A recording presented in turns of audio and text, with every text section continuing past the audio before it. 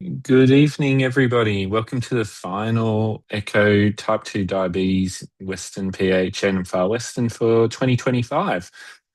Tonight's didactic will be on eye disease, presented by Eliza Whiteley, and our case study will be presented by Kyle Buckley, a pharmacist in Dubbo. I'd like to begin by acknowledging country. So the traditional owners of country throughout Western New South Wales and their connections to land, water, and community. I pay my respect to elders past, present, and future, and extend that respect and a warm welcome to all First Nations people today. Tonight, I'm on Turrbal and Yugera country. Apologies for pronunciation, up in Brisbane, but normally I am on Wiradjuri country in Orange and Molong. So our panel tonight is Dr. Manoli Abisekera, endocrinologist at Orange Hospital. I'm Alex Hull, GP in Molong. Also joined by Alison Amor, CDE, Martin Watson, GP in Orange, and Amanda Taylor, CDE and pharmacist in Dubbo. So I encourage everyone to leave your webcam on, but please remain on mute except when speaking. We live and work in small communities and we may identify the patient, so it's important to maintain patient confidentiality if you do manage to identify who it is. We do welcome questions. Put the hand up and unmute and talk, or if you're not feeling confident to do that, please just type it out in the chat and I'll endeavour to read it. There will be an evaluation at the end. Please scan the QR code or fill it out when it pops up on your screen when we end the webinar. Tomorrow being World Diabetes Day, 14th of November, I think it's especially pertinent to remember that our language matters when we're talking about diabetes. The words used to talk about diabetes affect the physical and emotional health of people living with diabetes. They also affect how people in society view people living with diabetes. Our words need to show that we care and remove bias and blame. People with diabetes call themselves diabetic, so why shouldn't I? Well, evidence shows 1 in 2 people find the label unacceptable and 1 in 4 find it harmful. People with diabetes are free to use whatever words they wish. Other people, especially those of us in healthcare, have a responsibility to engage all people affected by diabetes in positive and helpful ways.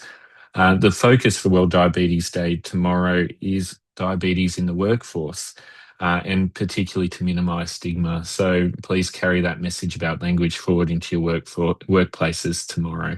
So we'll pass over to Eliza Whiteley, optometrist and founder of Whiteley Optometry in Dubbo. Thanks, Eliza. Thanks, Alex. Hi, everyone. I'll be chatting about how type 2 diabetes affects the eyes. So why do the eyes matter when we're talking about diabetes? Diabetes will affect the eyes and have some level of what we call diabetic retinopathy. The longer the person has diabetes, as well as the poorer the sugar control, there will be more of an effect of the disease in the eye. So about 60% of people over a 20-year period with type 2 diabetes will be affected, and 98% of vision loss from diabetes can be prevented. So it's really important that we're keeping an eye on what's happening in the eye. So a big point I want to bring home tonight is that how diabetes affects the eye is more than just what the patient can read on your chart. A lot of the time when patients have early to moderate, even early signs of severe disease, they may not have their vision affected. And so we really need to be having a look at all of the elements of the eye to understand the effect of the disease on the patient. The Blue Mountains Eye Study revealed that amongst undiagnosed patients, 16% already had diabetic retinopathy on diagnosis of diabetes. So even the patients who are coming across everyone for the first time, something can be happening at the back of the eye that we need to be aware of. So to really bring home this point, this is a patient who I have seen. The right eye, they can see 6.6, which is the bottom line on the chart. And on the left eye, the patient can see 6.9. So this patient can technically get their truck license with that level of vision. However, when we look at the back of the eye, it really tells a different story. So a few things to note, you can see a few bleeds in the right eye.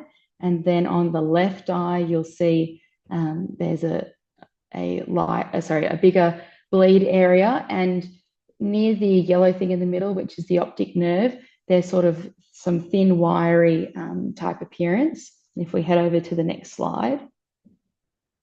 So when this patient had an angiogram, we can see that hyperfluorescence of the left nerve, which is new vessels. So this patient has proliferative diabetic disease and needs to be seen with an ophthalmologist ASAP.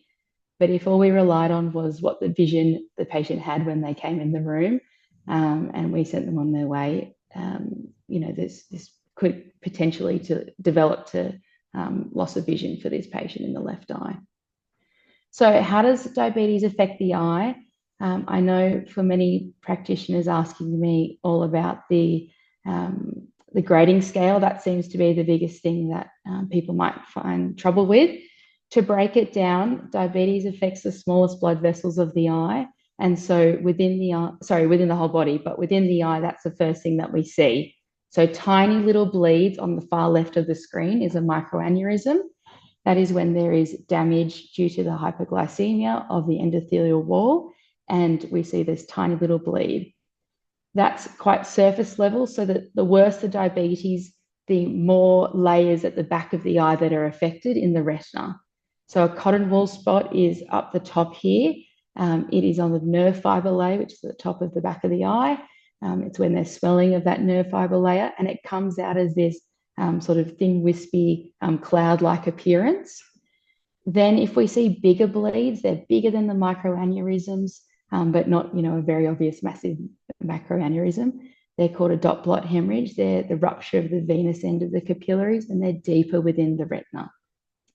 A hard exudate, which is a yellow type appearance, looks like a little bleed, but yellow. That is the outpouchings of lipoproteins within the cells. And again, that's deeper within the retina.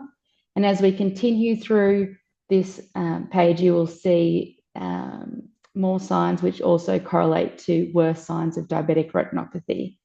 So when we're having arteriovenous shunts, so the artery in the vein, a new blood vessel microvascular is forming, you will see it looks like a snail. And that is what we call ERMA. That's meaning we're getting worse disease at the back of the eye. And venous beading, it's when there's the change in the caliber of the veins, and that's due to quite severe retinal hypoxia. Continue all of these mixture of signs will create an excessive leakage of the capillaries and the microaneurysms, and you have a macular edema forming, which is when there's swelling and fluid at the back of the eye, the central vision. And then this continues. We've got hypoxia, all of these, the eye is screaming out and saying, these cells, we need nutrients, we need oxygen. And to moderate that, new blood vessels form. These grow really quickly. And when they grow really quickly, they're more likely to bleed. And we have neovascularization and bigger bleeds. So if we head over to the next slide.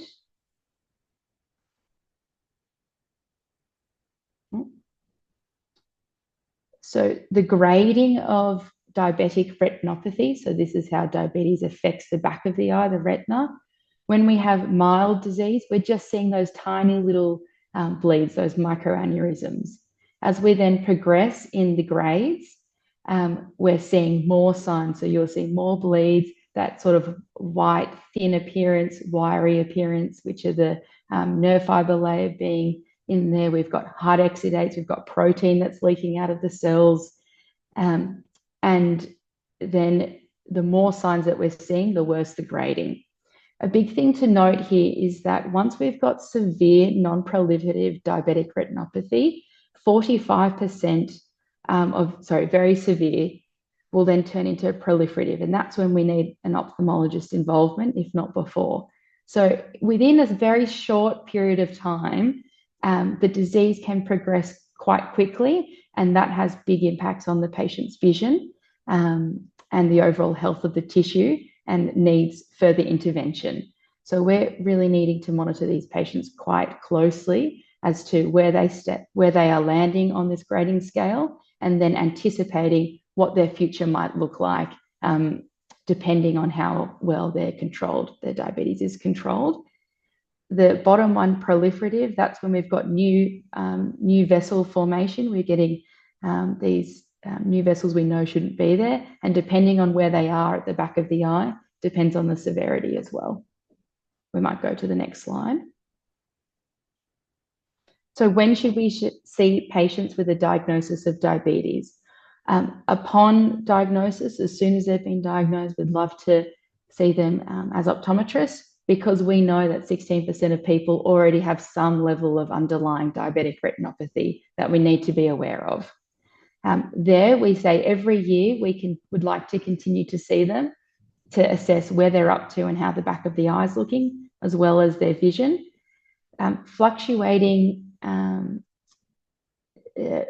Fluctuating sugar control will cause fluctuations in their lens and cause fluctuations in their vision.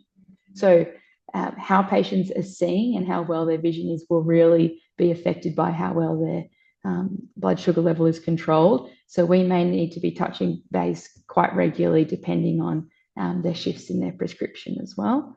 And then if we're getting up to some higher grades of diabetic retinopathy, we'll be monitoring them more closely, because we know it's just a matter of time that things could progress quite quickly. If we head to the next slide, please. So as an optometrist, what am I looking at and what am I managing? Obviously, if there's no diabetes seen, great. Then we see those small blood vessel changes, that's mild. A few more signs, that's moderate. And then potentially even early severe. And then once we get past that, we're referring to an ophthalmologist, because more intervention will be necessary for the patient. At no point in this process do we just say, oh, we've seen you once, off you go. We're watchfully waiting. We know that things can change. Once you have bleeds at the back of the eye, they do reabsorb, so they're not always going to be there, but we're waiting to see how the patient will shift over time. Could we go to the next slide, please?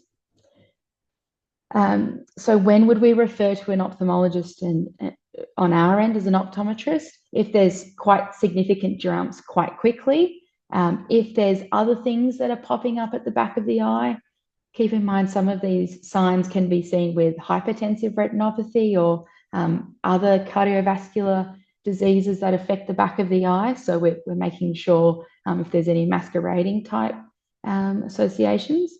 And then for all grades of diabetic retinopathy, 80% of people will have proliferative, so that's when it's really bad, by 15 years. 50% of people will progress over 20 years. Oh, I might have mixed up those numbers there. So we know that over time, even if they're going pretty well, it can continue to get worse. So an ophthalmologist role, what are they seeing? So this first image is of macular edema. That's when there's lots of swelling happening at the macula, the central vision. A patient's vision will drop by 2 lines normally when there's early macular edema. That needs to be seen ASAP. They'll need an eye injection to help manage that. When we get these new vessels that form, I mentioned they form quite quickly. They're prone to bleeding. We can get massive bleeds. Bleeding should be not at the back of the eye. We don't want any of that.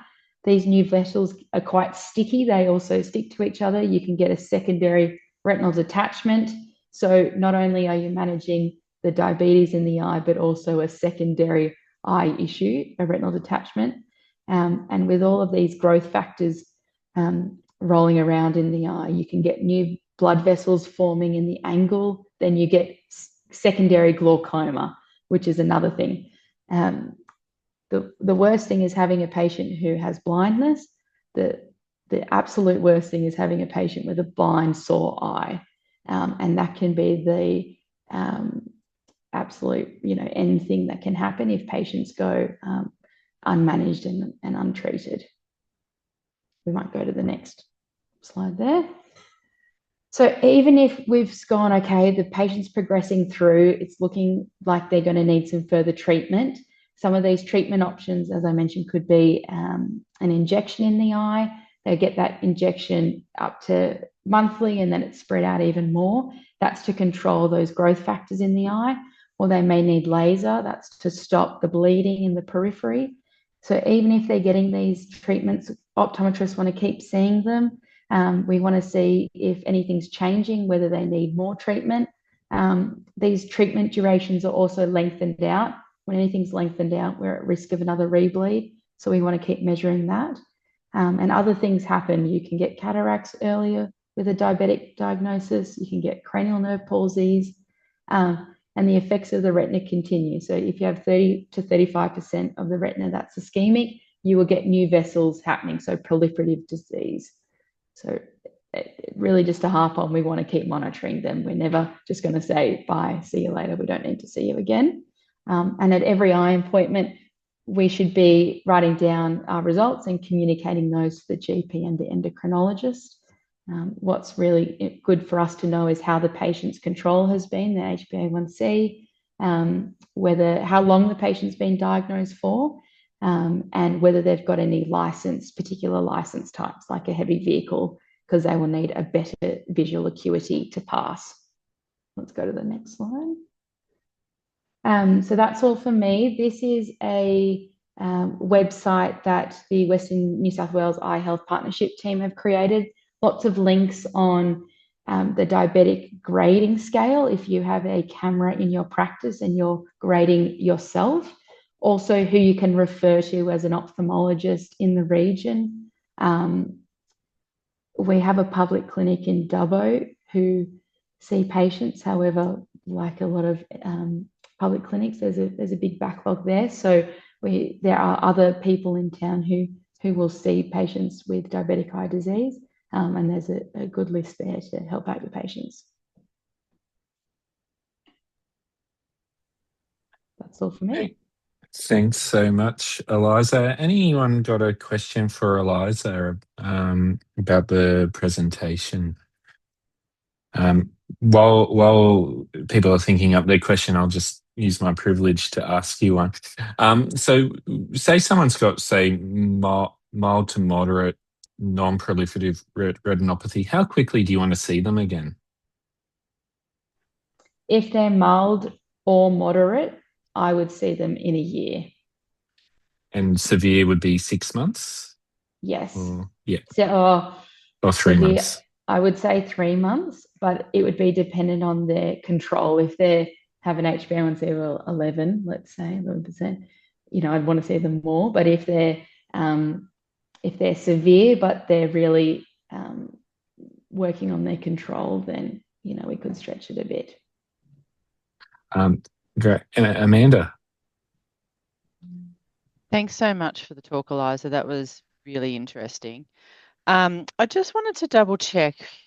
Certainly in the areas where I work, there's a lot of lower socioeconomic status, and it can be quite difficult with out-of-pocket costs and etc. Can you just confirm if there's I believe there is some out-of-pocket costs, particularly to get like the to scan the back of the eye and that kind of thing. So is there any options? How do we support our clients with that? Great question. I can't speak for all private clinics, but I do know on that resource I shared, and Jess Ray, who is our sort of eye health partnerships coordinator, she's got lots, so I can put you in touch with her. The AMS in town, as well as their satellite clinics through the visiting optometrist scheme, those are mostly covered through Medicare. And there's just a comment from Jess in the chat that she'll be able to give further information about how to access it. Annika, I think you are next. This might be a bit of a silly question, but if I've got someone who comes in and they say, "Oh, I had my eyes tested, for my regular age-related vision, a month or two ago," is there a need to see an optometrist if they've been tested fairly recently? Like, are you looking at completely different things than what would have been looked at? Does that make sense? Who had they had the eye test with? Oh, like with an optometrist. Like, say they said, "Oh, I wear glasses for, reading the newspaper, and I see my optometrist every 2 years, and I only went to, a month or two ago." Are you looking at different things when you're looking at those sorts of eye tests? Great question. No. everyone, you should be taking a history, in that we do ask, do you have, are you diagnosed with diabetes? And then we definitely, every time someone comes in, you're looking at the back of the eye and you've got to look through the lens, etc. So it's really just prompting the patient. You know, we all have those patients and you say, oh, do you have a diagnosis of diabetes? And they say no, but then they tell you they're taking metformin. So, you know, you've got to weed those ones out. But every time we see a patient, we should be looking at the back of the eye and picking up if there's anything there. That's not necessarily a specific test. The only time that differs is patients should be getting dilated, so having a drop in that makes their pupil big. That's because the retinopathy mostly affects the peripheral pole. So that can be a secondary test, not always done on the day, because patients are driving and they often don't like it. So that's just tempering their expectations of eye drops may be part of your examination. Okay. Time for one last question. So Manoli, go for it. I have two small questions. The first one is, one of the most common complaints I get from patients who are recently diagnosed is the change in prescription as their glycemic control improves. Is there anything, this is probably a bit of a personal question in terms of how you run your practice, is there anything that you do to bring patients who are recently diagnosed, who might be, you know, actively improving their glycemic control, for an earlier review? Yes, I would see them more frequently. If we know the vision's fluctuating, you try not to prescribe any glasses, but if their script means you need to, we are just thinking about the most cost-effective way to get the patient out of trouble. And then with our labs for glasses per se, we do have warranties. As a private person, yes, I don't know about other public clinics. So then I would be saying, right, let's just give you this option for now so you can drive, but we're going to see you, you know, as regularly as the patient wants. Could you tell me how, if a patient isn't improving their control, how long do you think it would take for their vision to stabilize? As in, sorry, if how long would it take as those levels? Well, to be honest, I seem to notice it in sort of within about 6 weeks or so. They come and say, oh, I got these new glasses and I just can't see properly with them, and so I send them back to the optometrist. I just wondered if there's anything that you know, is routinely done if you know that they've just been diagnosed with a very high HbA1c, we're expecting improvement. Yeah, whether there's anything that we should be also saying to them of, okay, go back in X amount of time. It tends to be more of a discussion of how they're progressing and when to actually, if you're having an issue, you need to. I normally it depends. It's so dependent on what their prescription is prior, or for as much as possible, you say it's going to stabilize as your medication and as your control improves. So I would try not to prescribe as much as possible until they're stable, as a rule of thumb. Manoli, I'm going to have to cut off your second question. I'm sorry, just in the interest of time.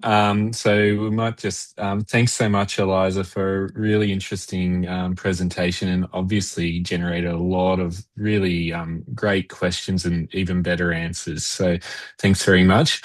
We'll pass over to Kyle Buckley, chemist, a pharmacist at Capital Chemist in Bathurst, to present tonight's case. Thanks, Kyle. Hey, thanks, guys. Thanks so much for having me. Appreciate your presentation, Eliza. That was amazing.